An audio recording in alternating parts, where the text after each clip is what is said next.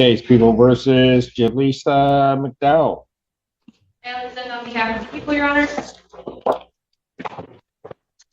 Ashley Bashir on behalf of Jaleesa McDowell. Oh, Jaleesa McDowell. In Your Honor, we would like to address bond in this matter and request the briefest possible adjournment. Okay. Go ahead. I'll let you address bond before I give you the date, I guess. Thank you. Before I kind of address the substantive bond in this matter, I do want to address kind of clerical error in another case. The court may see that there's a case out of 14A2, 25203, okay, actually, no, I'll save that for the end if it comes up. Just because it looks like she's being held on another matter for a higher bond than she actually has, at least in the system that I. Out of my court? Oh, sorry, 1482. So what would you want me to do with that? Well, in case that was part of your consideration for. Oh, I see. Apologies. You don't want me to change it. No, I do. Oh, so as far as this matters, yeah. You can go to Judge Barr, but go ahead. So as far as this court is concerned, Ms. McDowell is being held on a $50,000 bond. This is the result of an emergency bond motion and the court's order in response to that motion, that hearing on the June 16th. Circumstances have changed since that hearing. My understanding is at that time, the complaining witness was residing very close to where Ms. McDowell resides. Have the circumstances changed to the extent that the allegation of a knife to the body or hand of a 15-year-old has changed? Yes. Well, the charged, alleged, conduct in the police report, as far as that report, which, we have not had any substantive, hearings on the merits on that matter, but the report hasn't changed to my knowledge. But we have, stood mute on that matter. Screenshots. Yeah. And we do, we are gathering discovery on the matter. And I would say in terms of the kind of concerns related to bond about Ms. McDowell being close to the complaining witness, I do believe that the complaining witness, I understand, is residing in Detroit with her grandmother. She no longer resides next door to Ms. McDowell. Got her moved. Ms. McDowell also she's been in custody for 15 days on this matter. She is willing to go on GPS tether. She has, support in the court. She has a coworker and friend who is here today. Her sister was planning to be here today, but was not able to. I do think that additionally, the hardship of her being in custody is something I request the court take into account. She's concerned about the security of her residence. She's been informed that there has been potential vandalism and potential people breaking into her home while she's been out. No one else is officially residing there. Ms. McDowell has there's no allegations of Ms. McDowell trying to contact the complaining witness. There's no allegations that she's been making jail calls. She has no intention of contacting the complaining witness in this case, and she understands the seriousness of that. And so I do believe that the being held in custody on a $50,000 bond is excessive in this matter. We can address. Yeah, okay. You're saying the bond I set was excessive? Well, at present, given the current circumstances, which have changed, the information you had before you then is not the same as the information as it is now. Of course, I would not question the court's judgment. But specifically, because of the potential hardship to her and the concerns about her home, the concerns about the fact that she is no longer anywhere near, she won't be anywhere near the complaining witness. And, she has already been in custody for 15 days. The final matter is, she has, she works as a supervisor at her workplace. She's been there for 5.5 years. She is very concerned about, her job. And so I would request, that she be able to be released to work. I understand that one of the release conditions includes a GPS tether. She's happy to go on a GPS tether and follow any conditions this court thinks are appropriate for her to be released. But if the court would consider, you know, her. Where are the other two children? My kids were left at Yeah. home attended for 2.5 weeks, sir. And I literally moved my kids to Detroit to my mom. They are safe now, and I did sign my rights over, sir. But my children were left home attended for 2.5 weeks. I sent cash up money to them. This is Miss safety McDowell. concern. I don't think we want to address anything with the children right now, other than the fact that they're residing with their grandmother. I got the move. I just want you to know yes. that, sir. And Miss McDowell, all 3 children are living with the grandmother. And I've been working from my jail cell for 3.5 hours a week because I had to still provide for my children because I knew that they were home left attended. I have that on recording on the jail cell as well. With the CPS lady, her name is Tiffany Avery, sir. And to be clear, this is not a conversation involving the children. It was just with. And I've never been accused of anything violent. The other accused, the malicious property destruction, I have a $10 bond, sir, and that is taken care of. And it was you prosecuted her rapist, and that was the Miss dad. McDowell, I think if you can just hold off on saying, I think we'll address anything. I just wanted to speak up for myself, sir, because I'm not a criminal, sir, and I really, really do need to go to work, sir. I've exhausted my funds, and I've been taking care of my children for 2.5 weeks. I didn't make contact, but I do know that they were home by themselves. And it just was discovered. And the CPS worker is going to be providing those information as well.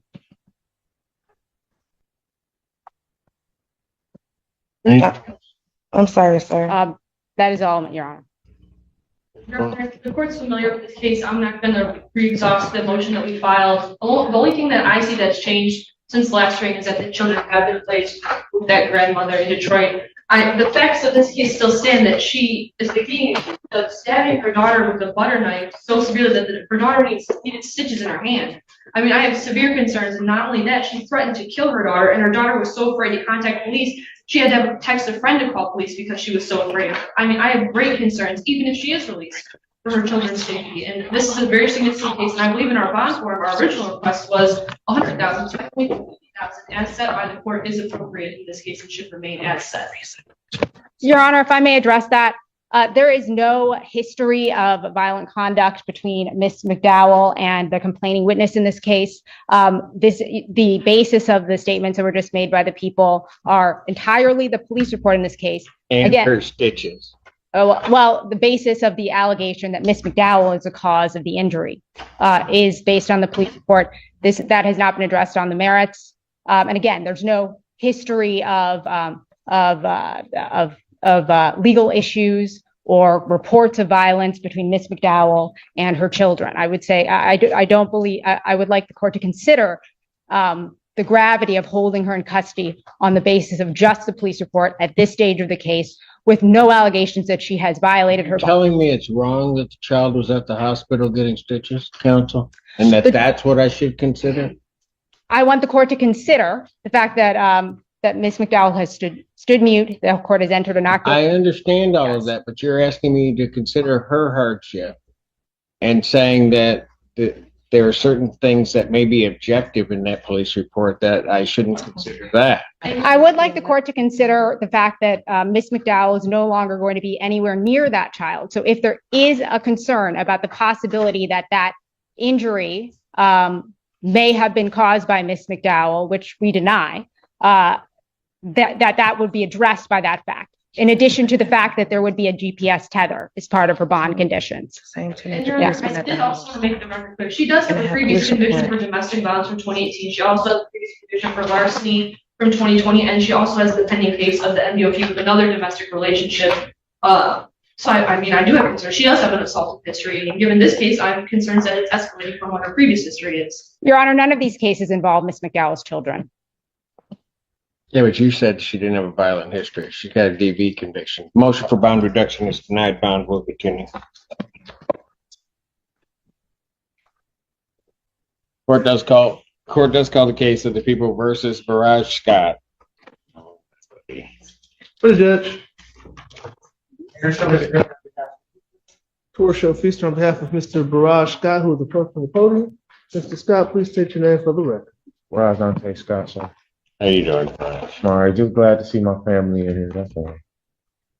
Thank you, Judge. Been here every time for you. Yeah. All right. Thank you, Judge. I believe this is a competency review. My understanding is that we do have a report. Scott is competent, Your Honor. Yes. We stipulate that, Your Honor. And the people? But also stipulate that the defendant is competent. All right. The court, having reviewed the report, would find that the defendant is competent to stand trial. The defendant can understand the nature and objects of the proceedings against him and can rationally assist in his defense. Therefore, the defendant is found competent. Judge, I'd be asking this matter be set for a PCC, and Mr. Scott would like me to address bond as possible. All right. Probable cause conference will be set for July 10th, 2025, 9 a.m. Thank you, Judge. I've had a chance to talk to Mr. Scott about the situation, and I've relayed to him how serious of a charge he is facing. Mr. Scott is still asking that I seek a personal bond for him on this case, Your Honor. Although the court does see that Mr. Scott is competent, Mr. Scott does indicate that he suffers from a variety of mental health conditions. He indicates that he would love to get this situation resolved. He would love to see this prosecutor's office potentially offer him a mental health court resolution. He says that he's not going to run from this situation. He has family support. He indicates that his mental state is in a much better place now than it was at the time of this alleged event.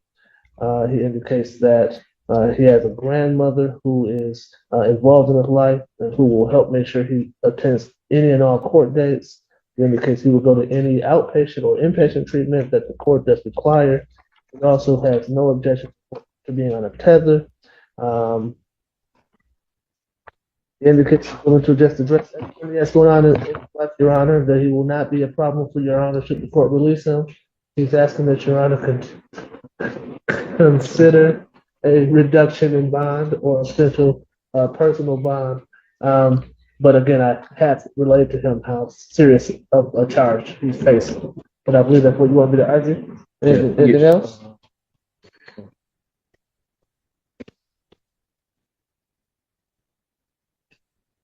Mr. Scott says that he's on his medication now, and he's obviously much better when he's on his medication than he is when he's off his medication, and he will stay on his medication should the court allow him an opportunity to be released. And that the nurses in the jail have upped his medication in certain areas and have him on a shot and a pill form. Yes. And so his mental mind frame is in a better place, and he will do anything and everything the court asks, and he's asking for potential release. Response. I would ask that bond remain as currently set. I appreciate Mr. Easter's advocacy on behalf of his client. I'm struck by the language in the competency report. Mr. Scott affected a volitionally uncooperative response out during the evaluation process and attempted to feign legal knowledge, memory deficits, and symptoms of severe. Candidly, if you're uncooperative in the underlying competency evaluation, given his criminal history and the facts of this case, I believe that he is a danger to the community and has handles. Nothing further, Judge. All right. I am going to deny the defendant's request for a bond reduction in this case. I think the bond is set appropriately. I would further indicate that Mr. Scott's been appearing before this court for quite some time on various matters, and typically I can let Mr. Scott out of custody. He may come back in, but usually for minor things. Mr. Scott was in custody. I took a chance, released him. He did not make it a week before this came up. Mr. Scott was arrested. So I'm not going to take that chance again, especially since it's You understand what he's saying to a you? violent case. Hold on, do you understand what he said to you? So He said that he let you out. This happened a I week later. know, but he keeps saying the same thing. Okay. Saying the same thing that he's saying. Okay. I believe Mr. Scott wants to address you directly, Your Honor, if you'll. go ahead, Mr. Scott. Listen, Mr. Simpson, I know you kind of keep, going back in the past, right? but this is my life. You know what I'm saying? My grandma's here, my family's here. People are making me look bad. Even a competency hearing, they're making me look bad. I answered everything what I was supposed to answer the right way, and the prosecutor is saying I was on I wasn't cooperating the correct way, and I was. It seems like I had to take two competency tests, and the first one he just said what he wanted to say.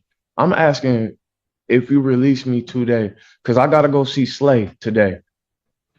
They said if I do get released, they're gonna follow the same recommendations you will follow if they put me on tether, if they put me in. You never put me in no classes. You never ever put me in no classes or try to do anything like that. I want my days to be filled. If I'm on tether and I have a curfew, I want my days to be filled. I be with my auntie, stuff like that. I go to classes. I go to Don Farms. You know, I need this. I need help. I have a drug problem. I never addressed it like this. But after my sister died last year, she died. She had passed away at 23. I went crazy. I didn't understand half of the things. She had heart failure. You know, it's my grandma. She's 70 years old, something like that. You know, what it happen if you keep me in here and then she just something happens? Scott, No, listen. Mr. Scott, no, you listen. No, you listen. But I'm done. I let you out. I gave you a chance. I've given you numerous chances.